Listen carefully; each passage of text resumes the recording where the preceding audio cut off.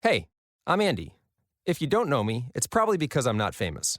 But I did start a men's grooming company called Harry's. The idea for Harry's came out of a frustrating experience I had buying razor blades. Most brands were overpriced, overdesigned, and out of touch. At Harry's, our approach is simple. Here's our secret. We make sharp, durable blades and sell them at honest prices for as low as $2 each. We care about quality so much that we do some crazy things, like buy a world-class German blade factory. Obsessing over every detail means we're confident in offering a 100% quality guarantee. Millions of guys have already made the switch to Harry's, so thank you if you're one of them. And if you're not, we hope you give us a try with this special offer. Get a Harry starter set with a 5-blade razor, weighted handle, shave gel, and a travel cover, all for just $3 plus free shipping. Just go to harrys.com and enter code FACE at checkout. That's harrys.com, code FACE. Enjoy!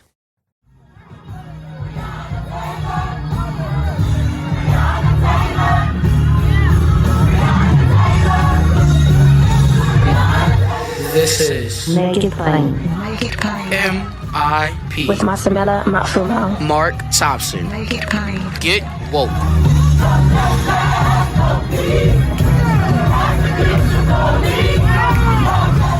Ladies and gentlemen, you have heard me talk a great deal about an issue during COVID. In fact, some of you who even follow the morning prayer demic, the prayer call some of us are involved in, we've often lifted up those who have been sheltering at home with their very abusers. That's a real thing. Domestic violence is real, and some people have been more susceptible, especially during this COVID crisis. I'm going to introduce many of you, for those who don't know, to an organization that's doing some great work in that front when it comes to domestic violence in general, but especially now in the midst of this pandemic. And we're very happy to have with us from this organization. Our guest is a director of service provider engagement and education at an organization called FreeFrom. We're going to hear all about FreeFrom and something that's in the Biden-Harris bill that's going to make a big difference in a lot of lives. So please welcome to Make It Plain, Tannia Ventura. Tannia, how are you? Thank you so much. And you did a great job with the name. Oh, I'm good. I'm good. Thank you so much for having me. I was saying to Tannia, I have un poquito when it comes to little bit of Espanol. I can say a couple of things. So, Gracias. de nada. It's a pleasure. It's a pleasure to have you. First of all, let's introduce our audience in the first place to FreeFrom and what FreeFrom does and what it's really all about. Yeah. So FreeFrom is a nonprofit agency based out of Los Angeles, but we do work nationally. That really, our mission is to dismantle the nexus between financial insecurity and surviving violence, or specifically gender-based violence. I know that's a mouthful, but what that pretty much means is that we recognize that domestic violence, gender-based violence, intimate partner violence, all those forms of violence have long-term economic consequences that make it very difficult for survivors to find safety and get to safety. And we're really trying to create solutions and bridge that gap in services so that survivors can have access to wealth, safety, and healing for themselves and their communities. Well, before I do, let's talk about the violence. We're talking about gender-based violence. So, and some people think that only includes certain demographics. But we're talking about across the board, because even in same-sex relationships and what have you, there's violence, isn't there? Yeah, correct. And I'm a great example of that. You know, I'm a queer survivor myself. I am a cis woman, but that doesn't necessarily mean that this is only a woman's issue. And I think we do a great disservice when we think about this only impacts women, because we're leaving so many people out of it.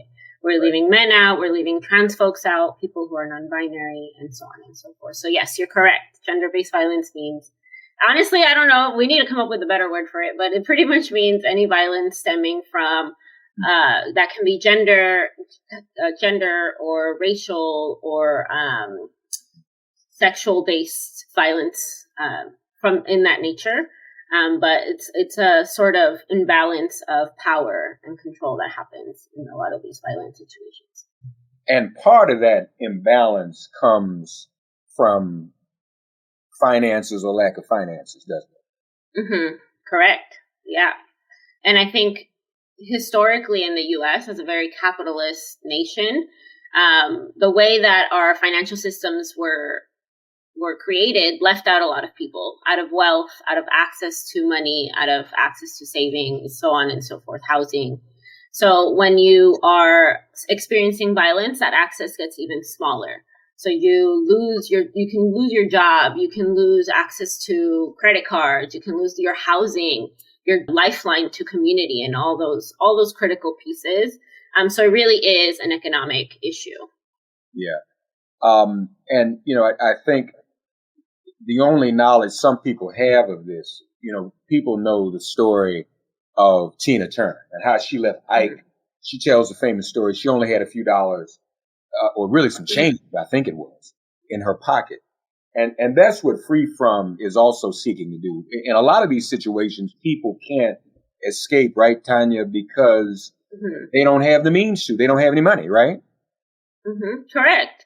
And, a person can seem rich on paper, can seem rich, like Tina Turner, great example, right? You'd think that she'd have access to all this money, but because of the abuse that was happening, that access gets controlled or that access gets cut off. And you're absolutely right. It can be a barrier to getting to safety. So even if you have left already or you are in the harmful relationship, if you think about what we use money for in this country, it's, to get to housing, to get a car, to buy ourselves food, right? So without having any of those things, it can feel like you're trapped in a harmful situation because you don't know where you're going to get the money to get to safety. Right. And so you all are helping to get direct cash assistance to mm-hmm. the survivors, correct? Or really, yeah. Or even while they're still victims, frankly. I mean, that's the idea, correct? Yeah. While they're still in a harmful situation or whether they have left recently, many years ago, doesn't really matter, but just getting money to survivors. Now, the Biden-Harris rescue plan mm-hmm. Addressed that, didn't it? Mm-hmm. Yeah. So the Biden-Harris administration pledged $5 billion in direct cash assistance to survivors, which is huge, right? And I think a lot of us who have been doing this work for a long time are very excited about it. But we know that sometimes when money comes from the government, there can be a lot of challenge to actually access that money because of governmental requirements, bureaucracy, all those things. And since FreeFrom has firsthand experience in getting cash to survivors, we saw this as an opportunity to really think about how can the Biden-Harris administration think about distributing this money to survivors in a trauma-informed way that really centers what survivors need in this moment and beyond. Because of the access and relationship you have with survivors, mm-hmm. you all are actually able to produce a study, and I think you released it just in the past few days. Tell us about that study and what did you look at? So before releasing the study, to give some background, we have given about 4,100 cash grants to survivors since the pandemic has started. So our first round was, I believe, in April. And we have kind of had ongoing cash assistance grants since then. So when we learned about the Biden-Harris administration pledging these $5 billion, like I said, we had an opportunity to really help this administration understand how do you get this money to survivors in the best way possible and to the most survivors possible. So we compiled a report based on 1,000 survivors who responded to a survey that we sent out about how how restrictions, like typical restrictions that government aid has, would impact their ability to access this money. So from those 1,000 survivors, we learned a lot of data around, what are the racial inequities in accessing cash aid? What are the access issues for folks who are LGBTQ+, who are Latinx, who are Black, who are Indigenous, and really understanding, how these restrictions can be harmful. Even though they have a lot of good intention, they can be harmful in actually getting the support that folks need, like cash assistance. What?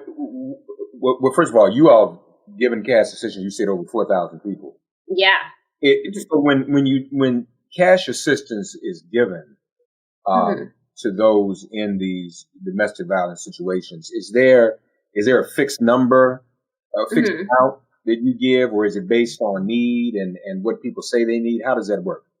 Yeah, so we did ask folks how much they needed, but each grant the maximum you can receive was $250. So some folks just needed $50, some needed the full $250. But some folks did apply for every round that we opened. So we open in rounds, and then when the money goes, we'll fundraise again, and then we open it again. So some folks did get multiple rounds, but each round was, I think the average grant we gave was $244. So if you don't mind me asking, what have you found based on the study and your experience, the best way for people to get that direct money? How can that be transmitted? Yeah. So we have a whole 7 steps that I think will take longer than we have today, but I'll mention some of, I think, the most important ones from those 7, but definitely check out our report. You can find it on our website for full details. But I think one of the most high-level things that we learned was that 71% of survivors were not seeking support from a traditional domestic violence or sexual assault agency. And I think a lot of us who are not part of this world think that, this is only a problem that needs to be solved by like domestic violence shelters or sexual assault shelters or whatever it may be. When in reality, I think as a community, we all have a piece to do in solving this issue. And it doesn't need to just get stuck in the anti-domestic violence movement, So 71% is a lot of people in this country who don't feel comfortable going to like where people traditionally go to seek services for experiencing domestic violence or sexual assault. So what this means is that, this money needs to be available in more places. So not just you have to go to a shelter to apply for this money and get this money. It also means that as a government, there needs to be more funding for other types of agencies. So, for example, people who were BIPOC and Indigenous and LGBTQ preferred going to agencies that were community or cultural based. So that means like going to like an LGBT center or a Latinx center or whatever it may be, versus going to a traditional domestic violence shelter because they felt safer in those places. So I think, it's something shocking to sit with as people who work in the movement, that certain people don't feel comfortable coming to our agencies, but it's important to name that and to name that cash assistance and this money that this administration has pledged needs to go to more community-based agencies outside of just the domestic violence and sexual assault space. I was just looking a little bit at the report, and that's important because there's still among some the perception or the confinement in this space that this is, as you said, for lack of a better word, the traditional cases, or these are just women. It's just women, and it's in heterosexual situations, woman and man. But as you said, it's a lot broader than that. Do you think the administration is getting that message from you? Do you think they're hearing that message well? I think so, because they are starting to quote this report as they're putting out information about what they're doing. And it's not just the Biden-Harris administration. I think it's local governments as well, specifically governments who are looking to fill the gap between, the stimulus check is not enough. A one-time stimulus check is not enough. And folks really need more cash infusions in this moment. So I think data like this really supports the idea that cash is the best way to help folks in a lot of challenging situations like COVID, like folks who are experiencing violence. So even though this data is specifically just about survivors, I think many government officials and actors are really paying attention to what is happening in this space. That is very important. I noticed the report, and folks, you can go to freefrom.org and you can see the report itself and read what it has to say. Another area here, in addition, as you mentioned, to earmarking a certain percentage of cash assistance funding for organizations supporting LGBTQIA and Black, Indigenous, people of color folks, give survivors options for how to receive cash assistance. So what do you mean by that? How easy is it to get that? I mean, everybody, I assume, doesn't have a bank account. I mean, so, what's some of the ways? Fortunately, we have things now like Cash App, but will the government use something like that? I'm just curious. How does that?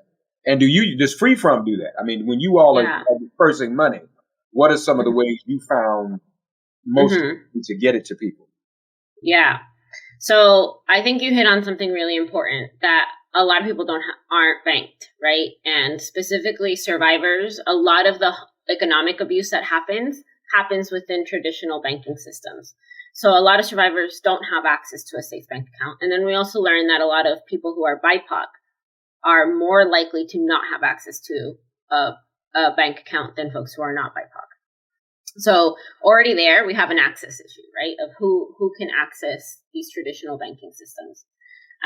FreeFrom, the way that we distributed funds is we allowed survivors to self-select what was the safest, and that's the key word, right? Safest way to get cash.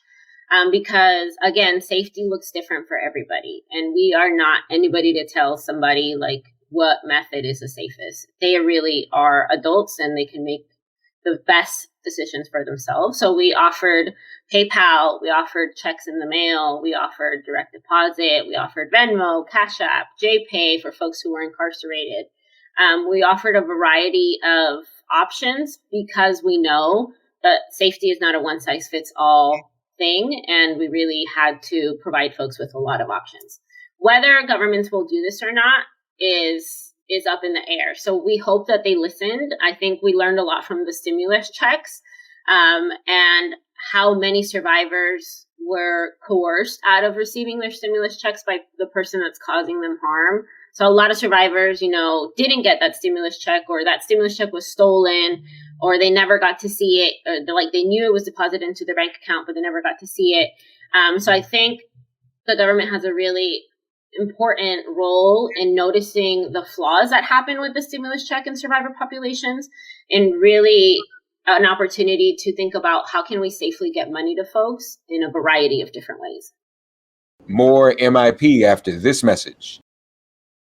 Now, this $5 billion that the Biden-Harris administration has earmarked for victims and survivors, is there an agency in the federal government that's going to administer that directly, or is this going to go to the states and then possibly go to some of these organizations that you've outlined?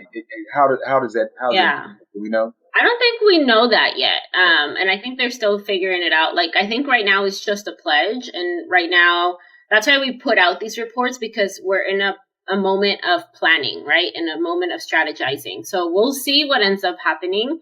But I think what we hope for is that it gets dispersed in many different ways to many different kinds of agencies and beyond.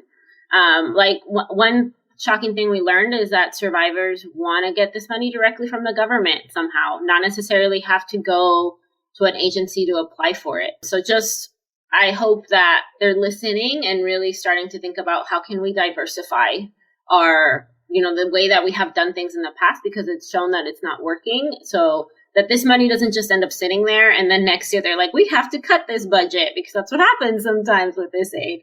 And just making it accessible so that it gets used by the folks who need it the most. So, folks, the report, I just want to mention the name. If you go and look at freefrom.org, Trust Survivors, Building an Effective and Inclusive Cash Assistance Program. Folks, this is, I know we don't have to convince anybody that this is necessary. If anything, for many of you like I'm where has this been? Why have we never heard of this before? Oh my God. So, no, really. And that's what it boils down to, is somebody outside is laying on their horn. I'm sorry about that. No worries. But, but you said something though a minute ago. I want to go back. I wonder if others caught that. You mentioned people who are incarcerated that you intervene on. So, and maybe I'm a little slow. I don't doubt it, but I want to just kind of walk through that scenario. Are you saying that there are people who are experiencing partner or gender-based violence or whatever while they are incarcerated that actually reach out for cash assistance too? Yeah, or a family member on their behalf maybe reached out. But yeah, a lot of people who are incarcerated have some sort of history with gender-based violence, either themselves or they grew up with it in the home. And we take a very inclusive definition to what it means to be a survivor. So, for example, if you grew up in a home where your parents were maybe in a domestic violence situation, you are a survivor to us. And you also have long-term trauma and long-term financial implications of experiencing that as a child. So folks who are incarcerated can absolutely be survivors, whether that happened earlier in their life or it's happening actively while they're in there. We acknowledge that and we see them and also offer support to them. Yeah, well, I was wondering for those for whom it's happening actively while they're in there. I mean, you're in an institution that's supposed to be governed and safe. I mean, that says a lot. If you're hearing from people, that means that institution is not protecting the people in that institution. Yeah. I mean, that's troubling. That's troubling. And then, I mean, I don't want to go too far into it, but it's just like, okay, if they need cash assistance, I don't know how that helps them get out of the situation they're in while they're in that institution. Because cash assistance doesn't necessarily get them out of jail, right? I mean, it doesn't get them out of the, So that's a whole nother, that's heavy. Yeah. But I think at the core, it's like going back to the title of this report, we got to trust survivors. And I think there's a deep mistrust in what survivors are doing. Is their experience real? Do they actually need this money? And we waste so much time and resources worrying about that, when if we just listened and trusted survivors when they tell us what they need, what they're experiencing, I think we would be years ahead of where we are right now in this moment specifically in ending the cycle of violence for many people in this nation. Another step of the 7, again, we won't go through all of them, but here's another one I found interesting. In the 7 steps, folks, how to build an effective and inclusive cash assistance program for gender-based violence survivors. Step 4. And so the title of this step implies by omission that there's a problem. So it reads, accept letters from friends, therapists, and advocates and as sufficient verification that an applicant is a survivor. So by omission, that goes to your point about trust, that you have to go through hoops to prove what they've been through. You all are saying that any other verification should be sufficient. Yeah, absolutely. And I think one of the most common proof that a lot of agencies and also government agencies request is a police report. And we know from other studies like from the ACLU, that a lot of people, specifically survivors of color, survivors who are LGBTQ+, do not feel safe going to the police. So that is, an extremely harmful requirement to have. To require a police report as proof leaves out a lot of people, a lot. And our survey found that 69% of survivors can't or do not feel safe getting a police report. So that's 68%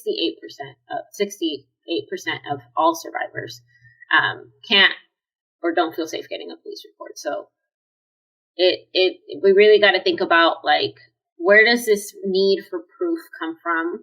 Comes from a mistrust in people's experiences. And how can we create more inclusive ways? If we absolutely need proof, if that is really what we need as the government or whatever, then what are other ways that we can provide that proof to fulfill whatever requirements we need to on the admin end of getting this money out? Right. So a letter from a friend, a letter from a therapist, a letter from, someone at your church, a letter from whoever, to make sure that folks have just a variety of ways to prove that if that's what the government really wants. In this pandemic, as things have gotten worse on that front, on the violence front, Lord knows they've gotten worse on the police front. I mean, we have less reason to trust the police. Anybody does. I call it a police demic. We got a pandemic and a police demic going on. Do we have a sense, though, of how widespread it is that people in this pandemic were forced to continue to be housed or sheltered or quarantined with their very abusers? I don't have like a set number because it really depends from city to city and state to state. But I think probably a lot of folks who are tuning into this saw in their local news some sort of headline about how calls around domestic violence are increasing because of this pandemic. And I think we saw that happening nationally.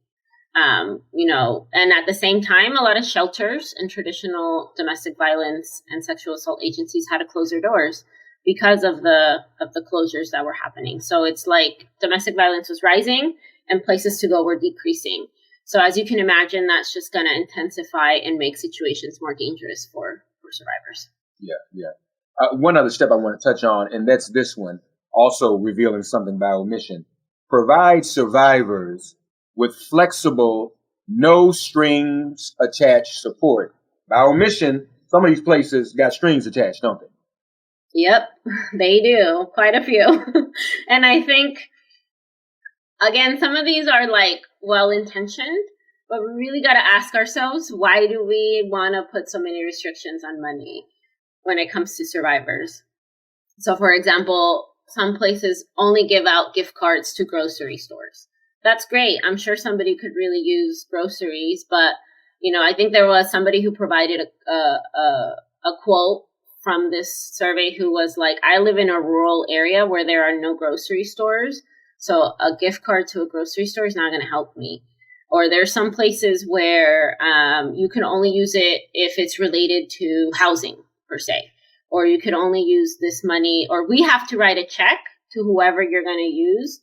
And you get completely out of the equation, which can sometimes out a person as a survivor when they don't want to be known, like they don't want somebody to know. And B, I think it infantilizes almost us survivors and kind of tells us like we don't know how to make our own financial decisions when that's not true, or we don't know how to spend our own money. Right. And I think that that's dangerous to say about survivors, because I think it plays into this economic abuse that happens, where survivors are told that they're no good with money, that we don't know how to manage our own money, that we don't know how to control our money or whatever it may be. And when that's happening at the government level or at the agencies that are supposed to be supporting them, it's almost like a replay of that abuse happening again. And it can cause more harm than good. Right. You're minimized and discounted in the relationship. Then you go to the doggone agency and they minimize and discount your own voice, what you say you need. Lord have mercy. Yeah, that's insane. Again, last, and the final step, it really wraps all this up. Ask survivors how much they need. Trust survivors to do this. So you say the Biden-Harris administration has been quoting your report? Yeah, and other like smaller councils, local level, state level agencies have been using this to advocate for some of this funding to come to them, because I think, like I said, the trust issue just kind of starts at the government level. So the government level doesn't trust the people who are they going to give this money to, and then those people don't trust the survivors. So then it just becomes like a whole wave of dysfunction happening around money. So I think agencies themselves who are trying to advocate for this kind of cash aid for the folks that they support are also using this with their local governments to advocate for this. Yeah. Folks, this is very important, and I'm very glad, as I'm sure many of you are, to hear about what FreeFrom is up to. We invite you to go to freefrom.org and let's explode some of these stereotypes. Mm-hmm. And for those of y'all who still think it's only women in heterosexual relationships, well, hell, you still ought to want to help them until you figure out it's other people too, right? I mean, so it shouldn't be discounted just because you think it's just one group of people. But the fact of the matter is, it's men, it's women, it's LGBTQIA, it's African American, it's indigenous, it's all people of color, it's Latinx. And I would dare say, I'm just going to say this. Things have gotten worse in the pandemic because, these types of incidents, relationships become more violent and more tense when there are no jobs, there's no money. Finance has a lot to do with it, the frustration, the illness. We know that I've done shows on this too, Tannia, the rise in firearms during this pandemic. Mm-hmm. We're seeing in the past few days the rise in gun violence. People are in some very dangerous situations. And we ought to be thinking about a way to get out. I mean, I think it's good news that the Biden-Harris administration is pledging $5 billion. That's a significant amount of money, isn't it? Yeah, it is. And I hope that they do it. And I hope that it becomes accessible for people. Yeah, and you're right. So that's a big number. It's just a question of being sure people are able to get to it and that it's applied in the way that it ought to be. And they ought to listen to I'm glad they're quoting your report. They ought to listen to organizations like FreeFrom. This must be a theme this week. I didn't plan this. Yesterday I did a show with the American Federation of Teachers. Watch this. And the whole conversation was about if we're going to reopen schools and deal with the pandemic, people ought to listen to teachers and educators. Duh. Talk to the people who are right there. If we're going to do something for victims and survivors of gender-based and domestic violence, we ought to listen to the victims. Duh. I mean, that's just, so I'm just saying that 2 days in a row, I'm, trying to make an impression that we need to listen to the people that are directly affected and impacted by this and who can make the difference. So I hope that'll happen. So you all releasing the report. Are there other ways or forms of advocacy to make sure that these victims are heard? And if so, are there ways in which those listening may be able to get involved and support your work? Yeah. So for sure, check out our website. There's we do more beyond just research and data. I specifically focus on training folks in the domestic violence and sexual assault and nonprofit world, understand how do you support survivors in a meaningful way around financial coaching, financial literacy, and all that stuff. But we do a lot of work on the policy end. We have survivor-led peer groups across the nation where survivors come together and support each other. So there's just a variety of ways that folks can get involved. Sharing this report with your local governments will be super helpful, or connecting if you are a person who has those connections, connecting them back to us. The more eyes we can get on this report, because this is truly a report of the voices of the survivors that shared with us. We just put it together, but they're the ones who gave us an insight into their experiences, and we really want folks to hear them out and to see this and to advocate for what survivors want in this moment and beyond. So reaching out to me, reaching out to the folks that are on our team is the best way to get involved, and helping us fundraise for the safety fund. We're actively fundraising because right now the safety fund round is closed, but we're hoping to open another one soon. And the best way to help us open it faster is to helping us with that fundraising. And the fundraising link is on our website as well. And you're actively fundraising now, correct? Correct. We are. What y'all doing? Freefrom.org. Everyone, go and give some money today, right now.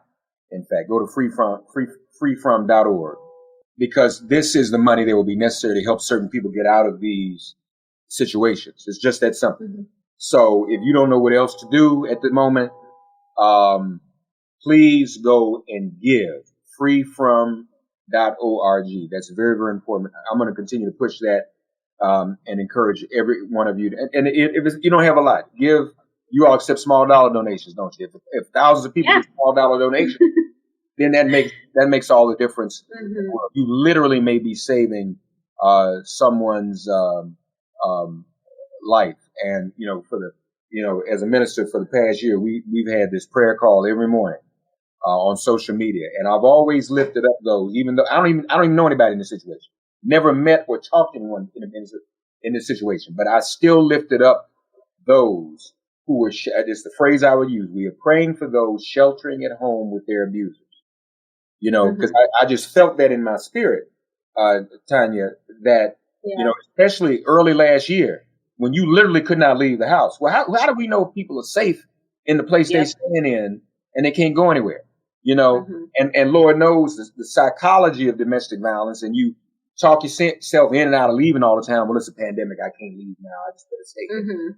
This is better. Staying here taking this ain't as bad as getting COVID. No. So what FreeFrom is doing is helping people get out of those situations. FreeFrom.org. Read the report. It's compelling.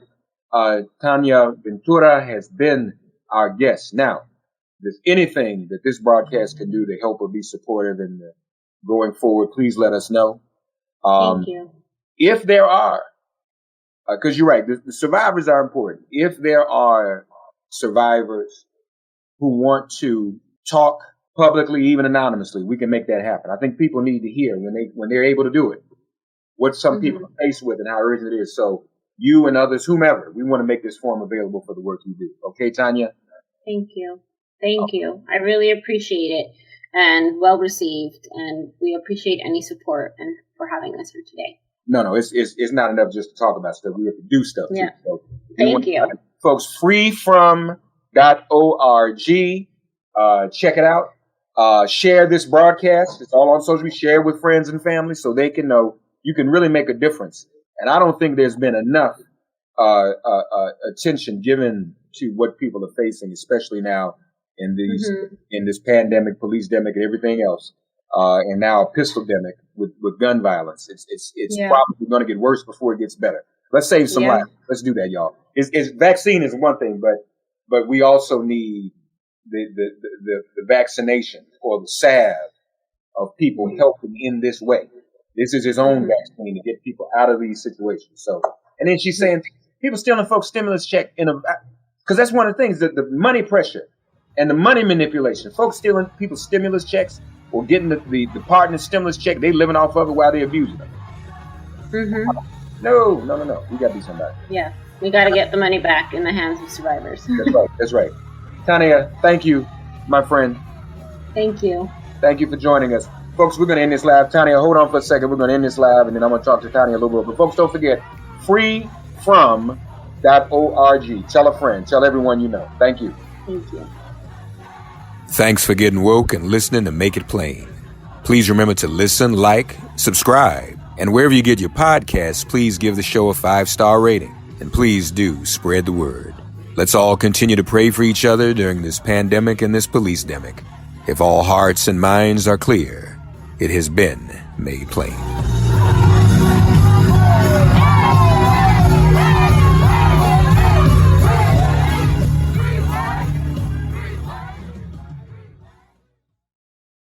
Hey, I'm Andy.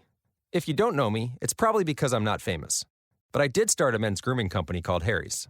The idea for Harry's came out of a frustrating experience I had buying razor blades.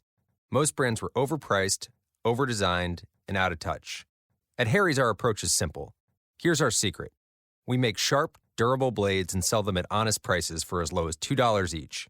We care about quality so much that we do some crazy things, like buy a world-class German blade factory. Obsessing over every detail means we're confident in offering a 100% quality guarantee. Millions of guys have already made the switch to Harry's, so thank you if you're one of them. And if you're not, we hope you give us a try with this special offer. Get a Harry starter set with a 5-blade razor, weighted handle, shave gel, and a travel cover, all for just $3 plus free shipping. Just go to harrys.com and enter code FACE at checkout. That's harrys.com, code FACE. Enjoy!